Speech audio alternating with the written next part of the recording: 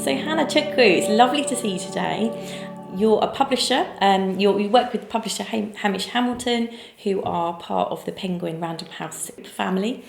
And your publishing career does read like a kind of wish list for anybody who's interested in books and words, because not only are you an editor and have also worked on the Five Dials magazine for the imprint, you've worked with writers such as Bernardine Evaristo and Zadie Smith and Arundhati Roy, which are an amazing trio of authors. You also work as a consultant, advocate and activist for equality in publishing and in education, and working across campaigns such as Lit in Colour. So you've got this really exciting portfolio of career around publishing and editing, and we're just very excited to have you here today and to teach us what you have learned about the editing process. So I'm probably going to start by throwing a huge question at you because the answer is probably has lots of different facets, but I just want to know, how does a book end up on your desk and what happens next? Yeah, of course. Thank you so much for such a lovely introduction. There's a lot going on at the moment in my job, but I enjoy all of it. And editorial is a wonderful place to work. Just getting to kind of read debut voices as well is such a privilege. That's a really good kind of first question. So I think this is probably different across publishing houses, but I work for a literary publisher, so we only publish literary fiction and non-fiction. And because of the kind of volume of submissions that we get, we only take solicited manuscripts. So that means manuscripts that have come through an agent. So that kind of narrows down the pool of possible manuscripts that will kind of end up in my inbox. And we do sometimes get unsolicited manuscripts, but kind of as a rule, we're not really meant to assess them until they've come through an agent. That's just because the volume would be too much and too kind of out of control. We're a very small team. There's only 3 of us working in editorial, we're getting tens of manuscripts a week already. It would come through an agent, and we kind of have relationships with agents who work with some of our previous authors already. So with those relationships, they obviously know our taste really well as editors, so they'll probably they might even give us a call before they send over a submission to be like, this is so perfect, I thought of you straight away when I read this is perfect for you, start reading. Or it might be an agent that we haven't met before, or kind of is kind of testing the waters, but they'll send over basically a big pitch document in the email with the submission attached, and kind of saying, this is why I've sent it to you, this is why I think it's right for Hamish Hamilton, this is why I love this book, is kind of how it will arrive to us. If it's fiction, usually it will be a whole manuscript at that stage. It's very rare for it to be a partial, unless it's an author that we already publish and work with before. And for non-fiction, it will usually just be a kind of outline of what the whole book will look like, and then a short kind of example chapter, or there'll be like a synopsis. They're much shorter, that they might only be like 20 pages. Sometimes they can be up to 50 pages. Sometimes they can be like 5 if it's like the book is really resting on the particular author, or it's like a very specific topic and they just haven't started writing. There's quite a few different ways it can come in non-fiction, but in fiction it will usually be the whole manuscript. So that's how it will kind of land in my inbox. I think back in the day it would have been on my desk in an envelope, and sometimes we still get those but they're quite rare now. Usually it will be through an email. And so the author will have had to submit to agents, and they'll hopefully have done a bit of research to kind of figure out which agent is in publishers and is kind of looking for writing that's similar to theirs and who has published similar authors before, and that's how they'll kind of develop that relationship. And then the agent's job is to kind of develop that relationship with us as editors, and that's kind of the agent's main role in connecting us up with the right authors. It's kind of sifting through all of the talent. So once you've read a book and you think, yes, this is the book for me, this is obviously there are lots of questions around that as well, but kind of jumping forwards, because it's really interesting to know on a very practical level, once you have decided to take a book on and be part of the publishing journey of that book, what is the first thing that you have to do as an editor?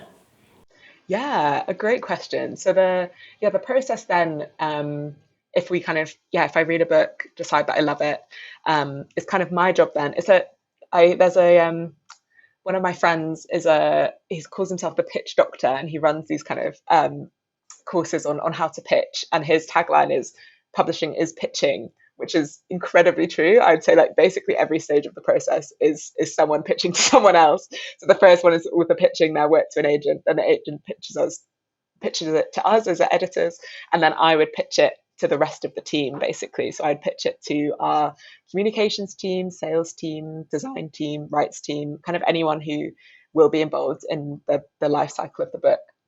And then as a collective team, we have to decide together, the finance team as well would be involved, whether how much we want to offer. And then we'd kind of start the process of buying the book. If we're the only one person who's offered, then it's usually a bit more simple. We'll just kind of have a one-on-one negotiation with the agent. Often, if it's a really big book, it will go to auction, and then you're kind of competing against all of the other publishers. There'll be a couple of different rounds of offers and kind of meeting with the author and finding the right connection. So yeah, usually you'll have met the author before you've kind of finalized buying the book, to share, again, to pitch my vision for what the book will look like, what the campaign will look like, exactly where I see it sitting on the shelf, why it connected with me. Because I'd say it's really, really important for an author to be with the right editor. I think probably one of the most important decisions you're ever going to make. I think it's slightly more common for a writer to change agent at some point in their career if they kind of just feel that it's not working out for them anymore. But if you kind of are embedded in a publishing house where you know that they have the same vision as you do, that's like a really invaluable kind of place to be, and you could end up being with them for your whole writing career. And they've kind of chosen to invest in you in that long term. So I'd pitch it to the author themselves. Once they've decided that we want to work together, then the kind of life cycle of a book, kind of from acquisition to publication, tends to be between a year and 2 years long, which I think if you're outside of publishing seems exceptionally long. And when I started, I was like, how on earth could it take that long when the book's like done? Like, you read a finished manuscript. But I would then start with so we'd probably announce the book kind of publicly in some of the trade places, and then the rights team would go about kind of selling. If we'd bought rights to the book in other territories, they'd sell it to foreign editors as well. That would be at the very early stage, and then as an editor, I would start working with the author on the actual editorial process.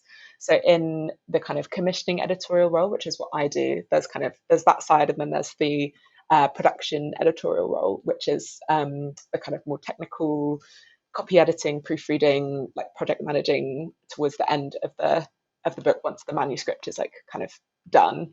So I'm on the other side, which is the commissioning side, acquiring, and then structural editing. So that those kind of conversations at the beginning with fiction will often look like, I love this theme that you've got going on here, but like I don't think this character quite fits into that. And like, should this character be in this book, or should we be giving them a different backstory, or does this plot device quite work? Should we move this kind of this chapter forward? That's the kind of conversations that I would be having as the very early stage, like bones of the book, like really making sure that it's doing what the author wants it to do. Like that's very much my role as an editor, isn't to be like, okay, I bought this book that you sent me, but I'm going to now change it into something totally different. It's like trying, connecting with the author, understanding what they're trying to do, and helping them to really, really get that across in the best way possible and kind of make it the best book possible.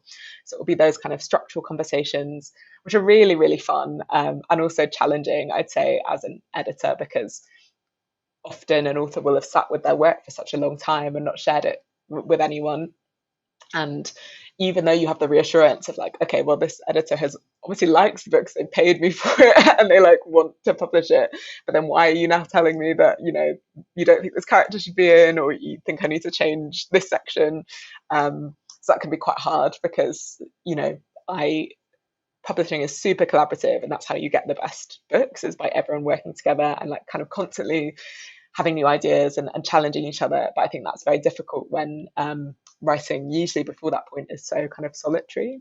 It's a really interesting and important kind of point for unpublished writers to kind of to look at that difference, because like you say, it's such a solitary action, the action of writing a book. Usually, you know, the kind of the conventional way of writing a book, a fiction novel, is incredibly solitary. And then, but you know, there's this lovely kind of period of that journey of that book where it is a collaborative effort, and it's a team of people, and it's a kind of a family around the book. And I guess it's like it's perhaps to do with the psychology of how you look at that. So rather than seeing it as about I'm being asked to change things, I'm being asked to kind of come back to my book and look at it and think about, is this the best that it can be? And that's a really and that's exactly what your role is this difference between this finished product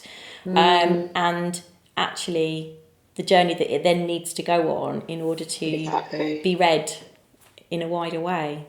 Yeah, exactly. Can you tell us something about the structural elements of obviously every book that you edit will be completely different, and the way in which you work with each writer will be completely different. Have you ever done anything with a book structurally that is perhaps an interesting takeaway for writers who are watching this now? For example, you know, I think we all know, we all have writing friends who put their entire novels on post-its on a wall, for example. Yeah. You know, is there a lot of physical action around editing, for example? Is it important for you to work with the actual pages? I mean, how is your approach? Is it a very kind of digital approach, or just really interested in the kind of the idea of structure being a very kind of physical, architectural thing, and how that can kind of translate to how you actually approach it as an editor?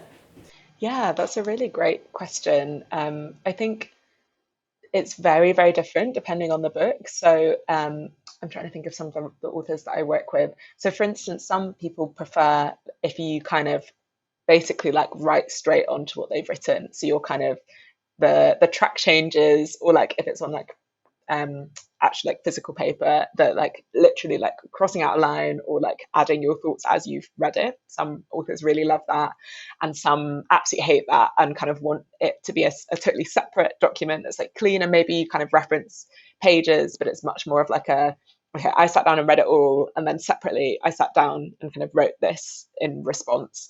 And then I personally prefer to kind of send over one of those documents and then have a in-person conversation where we're sat with the manuscript in front of us together and kind of going, yeah, checking in on whether we agree with all of the kind of feedback that I've given, whether, yeah, the kind of, often it'll be me saying like, I think actually we need this backstory like much earlier. That will be like quite a common thing that we need. It's quite hard to see as a writer because you know all the characters so well that you're kind of not coming to it as like quite seeing that you haven't quite revealed this information yet. And so, you know, I mean, as an editor, that's something you're able to do where you're like, I'm not as close to the characters as you, and at this point we don't know anything about this character's background, and it changes what his motivation is in the story, that kind of thing. And then with fiction, because you're working with the kind of whole document, that's why it's much more of a like, either we're like sitting and looking at the whole finished thing together, or we're looking at this whole document. Whereas with nonfiction, often it will be kind of chapter by chapter. And then sometimes I'll meet up with an author like one-to-one, and they'll just have one chapter with them, which is like a couple of pages, and then we'll just kind of pour over that together. And yeah, that's quite common with nonfiction, I think, because the chapters can be so self-contained. Often you don't need like a narrative thread as strongly as you do with a novel. You kind of, yeah, each chapter might have its own specific focus, and then you can look at them one by one before coming back to kind of see what the whole might look like. So that kind of focus, I think, can be really useful to think about things that way with an author. But yeah, it really depends on the kind of how the author likes to write. I think Ellie Smith is a really good example of someone who is completely unconventional in the way that she writes, and because she's so talented and just wonderful, and like we totally trust her and readers totally trust her. We've worked out a system that kind of works with her style of writing, but she will essentially she'll mull over she kind of knows the area that she wants to write in, but because especially with the seasonal novels which she's published recently, her kind of aim was for it to come back to that original meaning of the word novel, where books were like serialized in the newspaper and they were new every time, like you were like writing and it was immediately being read and it was like immediately published, rather than this kind of writing and then a year later or 2 years later your like full finished work comes out. So she basically will write the novel in like 6 weeks in like a fever dream kind of scenario, where so her editor is my boss, Simon Prosser, and they will kind of, so she kind of had a couple of different things that linked all of the books in the series. So they all kind of were focused on a Shakespeare play as well as a Dickens, so she'd know beforehand which Dickens, which Shakespeare play, and then also which kind of piece of artwork or like historical artist would be involved. And they would go and kind of spend time with the like physical objects of those. So like they'd go to the British Library and look at the original copy of Great Expectations or whichever book it was, and they would go and watch the like Shakespeare play, and they would just get really immersed in the kind of inspiration for the book. And that whole time she's never put pen to paper. Like that doesn't happen until she gives herself like the date, and then it's just like go, and then she has like 6 weeks and writes it. So I think it's so interesting. Like she literally would sleep with like the title under her pillow, like, so she's always thinking about it for like the whole 6 months, year before she like decides to sit down and write. But it's just a totally different way of working. And because of schedule, it means that once she sends the manuscript to us, we basically have to immediately send it to production and print. There's kind of no room for error, which is a very different way. And so the kind of editing process there is the beforehand, when she hasn't even put anything on the page, but is kind of chatting through ideas with her editor Simon and kind of crystallizing what she's going to write. I mean, that's a fascinating. We're huge fans of Ali Smith, who's been a huge supporter of ours, and we've done lots of events with her. And it's obviously a very particular kind of relationship, and not conventional. But it does illustrate how every relationship is different, and every need on both sides is really different, and how it's interesting to hear how much you as editors can and do adjust to your writer's needs and the needs of the books. And of course those books are so kind of couched within their period of time that they're writing about. I can see why they need to be written and published as a kind of immediate turnover. It's really interesting because I hadn't realised that kind of editorial process, of course it's not just about working with the text. It's actually a kind of an emotional, kind of psychological, intellectual kind of relationship with the book, even before you've sat down to kind of to look at it. So that's a really interesting, especially when you're kind of talking to writers about research periods and things, and the idea of thinking about research as a kind of an act of editorial act is quite an interesting thing, really, isn't it? Yeah, exactly. I think you're absolutely right, because so much of it is about trying to help the author find their story, really. And especially when it's an author that you've worked with before. So, for instance, one of my colleagues is working with an author at the moment who has like a very severe case of writer's block. And that's kind of the editorial role there, is really trying to kind of understand where that's come from. And in this case, it seems like quite specifically to do with the content of the book being something that, the author's like, I'm just not sure that I'm ready to tell this story, or I'm just not sure that I'm like quite able to, because it's so kind of close to my experience, or for whatever reason. And so then the editorial role there becomes one of trying to kind of think through and talk through what the kind of tangled emotions that have allowed them to kind of end up in that place, which obviously is very different from putting track changes on a Word document and editing on a line level. But it's kind of trying to help the author find their voice again, and reminding them of kind of how wonderful their writing is already, what it is they care about, what the heart of their writing often is, and trying to see if that kind of helps at that stage. I think that's quite an unexpected thing, and an unexpected part of that editing relationship that probably lots of writers wouldn't expect to learn that.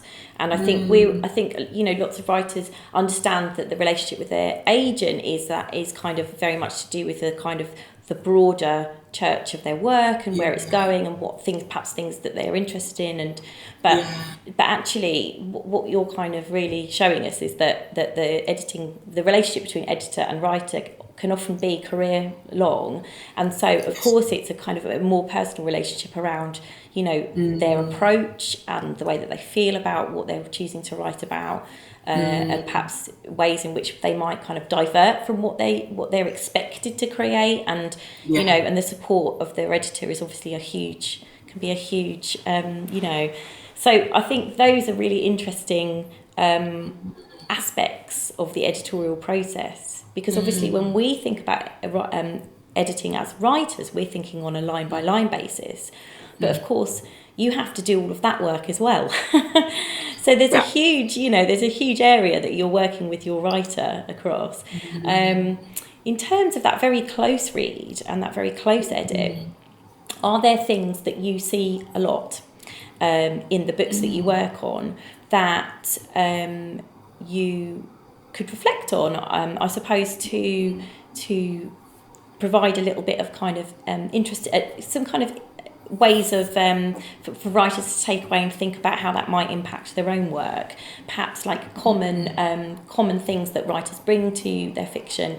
I don't want to use the word errors, but kind of common ways of kind of of things that will almost always be part of that editing process in either being edited out or perhaps redrawn into a manuscript.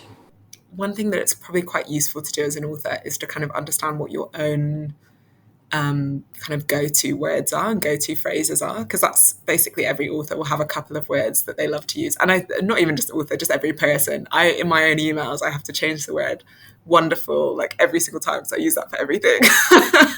And like brilliant, just like interchange them, but I know that I use it every time, so I'm like looking up synonyms every time I'm going to write an email. But I think it's really useful as an author to know what that is for you, because almost definitely it will sneak into your work and you won't notice it because it's just how you talk and it's like how you like think. But for a reader, that can be quite frustrating if you're kind of seeing the same description come up and again, or like phrases that multiple different characters will use, which obviously doesn't really make any sense because that's really in the narrator's voice. And so things like that, I think if you just have a checklist yourself of what yours are, then you can at the end of, kind of once you've got that first draft out, you can just have a quick look through and be like, okay, let me just swap out a couple of these. And yeah, I think that's quite a useful thing to know, because that happens every time. I think structurally as well, kind of what I was saying about trying to do a read where you imagine that you don't know anything about these characters or this story beforehand, which can help with kind of knowing when you need to add a bit more detail earlier on. I think it's hard because especially if you're trying to write a book that's like, got really great pacing and it's really dramatic and like tense, you kind of don't want to be bogged down in the details too much. But I think that is a bit of an error that I see sometimes, where it's like, actually, we don't know enough to feel really invested in this character or story yet. And sometimes you do just need to take that time, and you need to trust that, if you've got your opening right, the reader will be happy to sit with you while you kind of tell them a little bit more and help them to like be drawn into the story a little bit more from the beginning. But that's a trust thing. I think it's really hard to trust that a reader's going to like carry on reading, really, like, because you can feel really insecure about your work. But I think, yes, sometimes there's a really useful things to sit down and think about. And then I think it's also important to like take a bit of a step back and think about the like narrative flow. Like, have you ended where you hope to end? What has each character's growth been in that time? Where have you taken us like physically in the story? And does the kind of overall impact of that feel satisfying to you as a writer? Because that kind of closure, sometimes I see authors not quite like hit. They kind of have like ticked all the boxes of like, this is what I wanted, this is what the plot of my story is, and I've got to the end, so that's great. But then actually, have you developed this, X character as much as you should have? If not, like, should they be in? Are they adding anything to the story? Those kind of questions, which are usually at and the kind of editor stage. Sometimes if you're able to kind of do a bit of that read yourself, then even it just helps with you having that conversation with your editor later. If you're like, no, I've thought about that, and like, this is how I address that. Or even, no, I think this is the right, I've done it the right way, but I'm going to justify to you why I've done that and what I think that means to a reader, which is totally like legit. Like, as an editor, we're really happy to kind of hear that and be challenged on our thoughts, because basically our job is to be like your best reader. So like, we're your like ideal reader. So not everyone will read the book the way we do, but we're trying to come to it as like, a reader who's like really knowledgeable about you and your work, the topic you're talking about, and really loves this genre, is like that kind of, and you'll have a couple of readers in the real world who will be like that, but probably most won't kind of have that trio of knowledge. So that's kind of the role that we're playing there. And then I was told, I think at university, to like read my work out loud, and now I still do that with with articles that I write. Also, again, just with like letters or emails that I'm a little bit nervous about, just making sure that I'm like really clear. I think it's really useful to kind of hear, to hear exactly how it feels to a reader, because again, as a writer, you just skip over your own lines often because you're so used to it that sometimes hearing it out loud helps you to hear where a phrase sounds a little bit awkward or it just hasn't quite clicked into place. Obviously, it takes a long time to read your whole work out loud, but maybe if there are just passages which you're like, oh, I'm just not quite sure what's not working, or this doesn't feel quite right, reading out loud, I think, can help you see where you've like just missed the cadence a bit, missed the rhythm a little bit. And yeah, that would probably be my advice. Those are such practical kind of tips that you can easily apply to your own writing, around and the reading aloud thing is a very interesting one, and I think I just see it come up all of the time, and I'm gonna hope that I'm correctly quoting. I'm sure it was Jen Ashworth, who I read somewhere, or perhaps saw an event somewhere, where she said when she finishes her book, she kind of stands up with it on a kind of a music.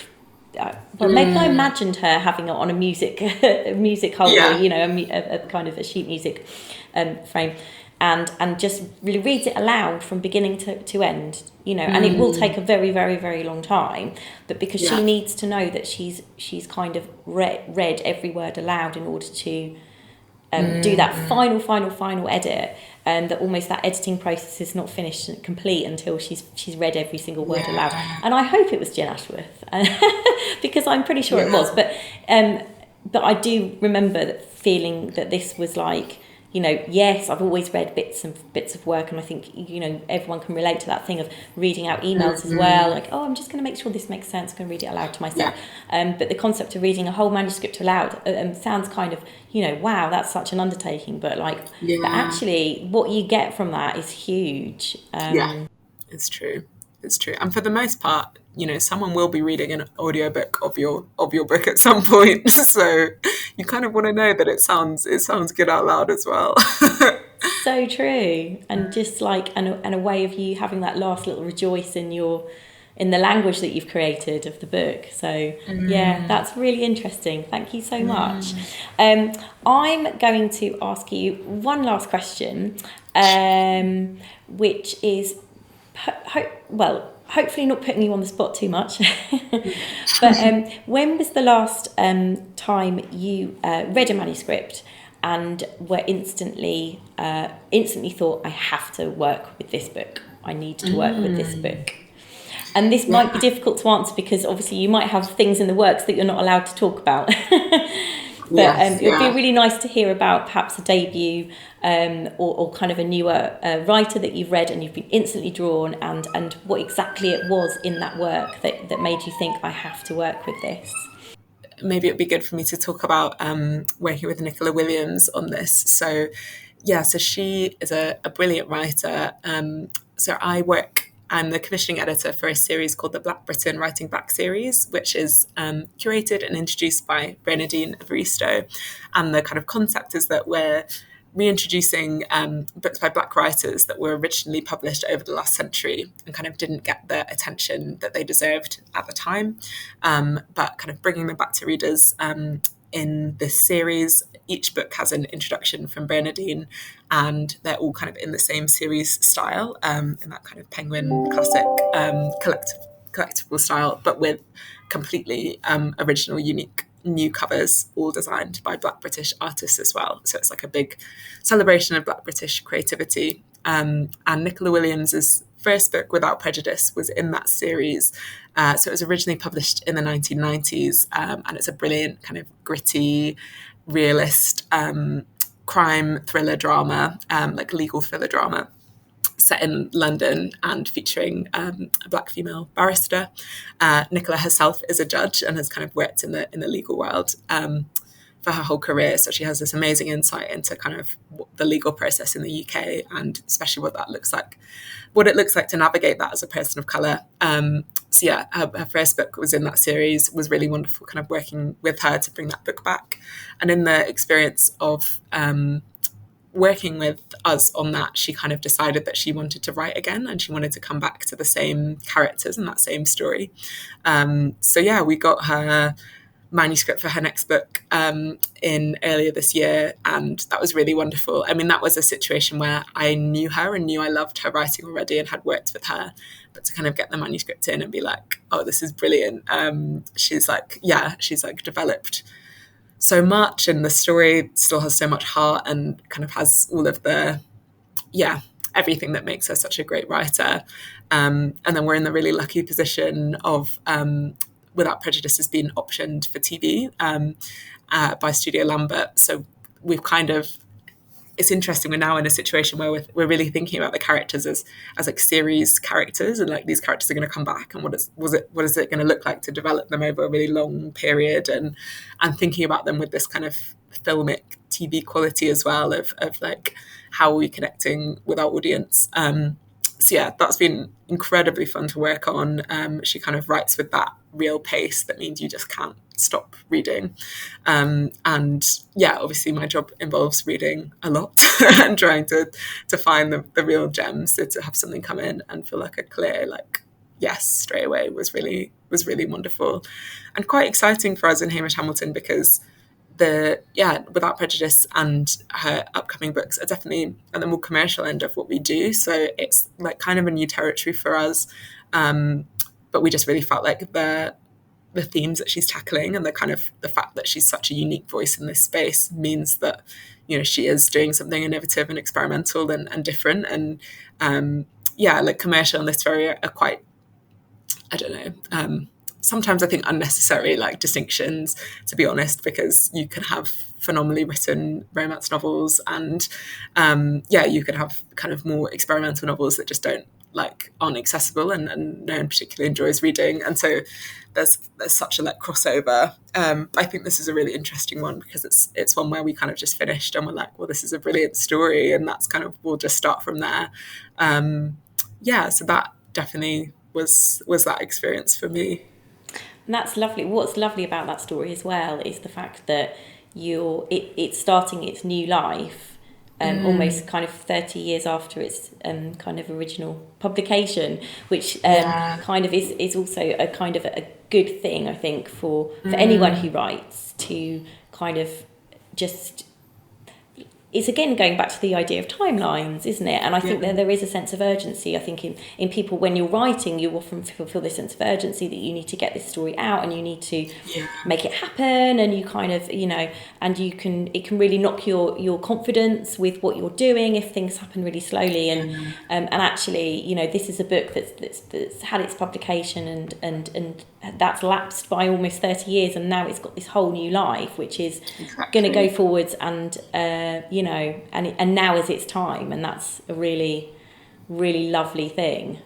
Absolutely, completely agree. And that's one of the best things about working with books and in publishing, is that you never know when they're going to suddenly kind of find their audience. Like, we kind of work as if it's going to be immediately, and sometimes it's like that, but sometimes it's not, and books stay around for a really long time, and so many thinkers who are just way ahead of their time. So for instance, in the upcoming non-fiction tranche of the same series. We have a book called Britons Through Negro Spectacles, which was originally published at the turn of the 20th century, and honestly feels like it could have been published last year. Like, it's so unbelievably forward thinking, so ahead of its time, but didn't really find its audience at the time because no one was in the same place as the author.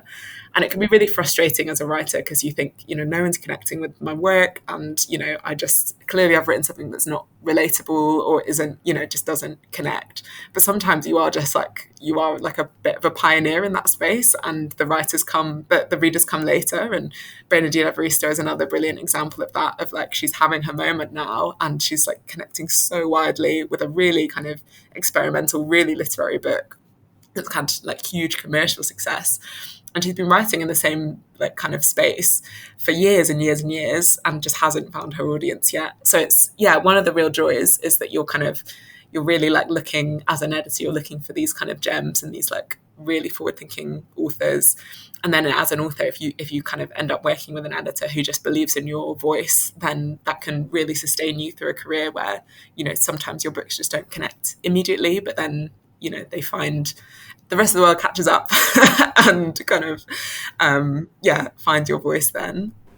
So essentially, good writing will always find its way. Absolutely. But it's really essential that it has its support around it as well.